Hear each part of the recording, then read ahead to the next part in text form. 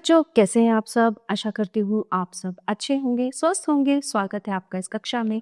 आइए आज हम पढ़ते हैं हिंदी व्याकरण का पाठ 1 भाषा, लिपि तथा व्याकरण। मानव को एक सामाजिक प्राणी कहा गया है क्योंकि वो अपनी आवश्यकताओं की पूर्ति समाज में रहकर ही करता है। आवश्यकताओं की पूर्ति हेतु आवश्यक है कि वो अपने विचार दूसरों को समझा पाए और दूसरों के विचार समझ सके। जैसा कि चित्रों में दिखाया गया है कि मनुष्य बोलकर, लिखकर अथवा पढ़कर अपने विचारों का आदान प्रदान करता है। मैं बाहर खेलने जा रहा हूँ, ठीक है जाओ। ठीक है, ये बोल रहे हैं और ये लिख रहा है और ये पढ़ रहा है।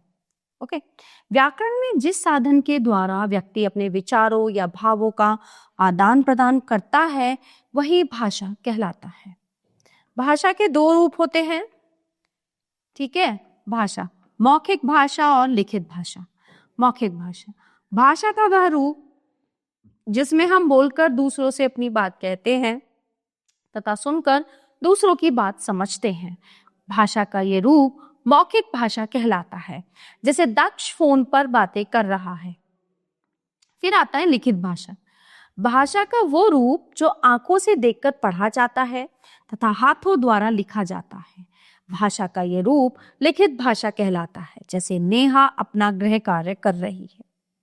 बोली भाषा के विकास के साथ साथ उसका विस्तार भी होता रहता है और क्षेत्र भी बढ़ जाता है। ठीक है, जिस कारण भाषा में समय समय पर अनेक परिवर्तन यानी कि चेंजेस होते रहते हैं।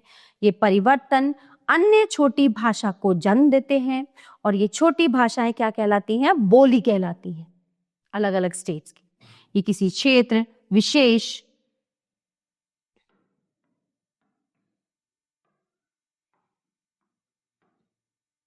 में वहां के निवासियों द्वारा अपने विचारों का आदान प्रदान करने में मौखिक रूप में प्रयोग की जाती है। भाषा के क्षेत्रीय रूप को बोली कहते हैं।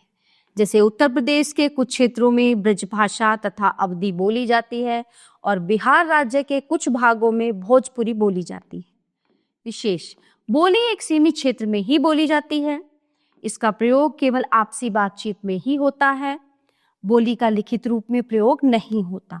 सबकी अपनी अलग अलग बोली होती है। अब आते हैं लिपि। प्राचीन काल में भाषा केवल बोली जाती थी, उसका कोई लिखित रूप नहीं था। किंतु भाषा के महत्व को देखते हुए धीरे धीरे बोली जाने वाली ध्वनियों के लिए चिन्ह निश्चित किए गए जो वर्ण कहलाए।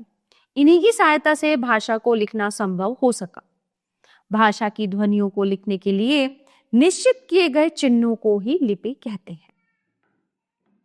प्रत्येक भाषा की अपनी एक लिपि होती है।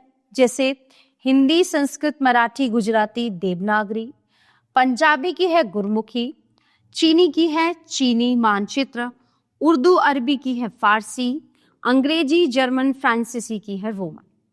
फिर आता है व्याकरण। बोलते तथा लिखते समय हम जिन शब्दों तथा वाक्यों का प्रयोग करते हैं वे शुद्ध हैं या अशुद्ध, इस बात का ज्ञान हमें व्याकरण द्वारा होता है।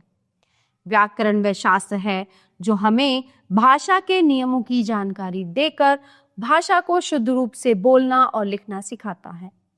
जैसे क मीरा गाना गा रहा है, कल जाना है मुंबई मुझे। दोनों ही वाक्य गलत हैं। ठीक है, ये दोनों वाक्य कुछ अटपटे से लग रहे हैं क्योंकि दोनों अशुद्ध हैं।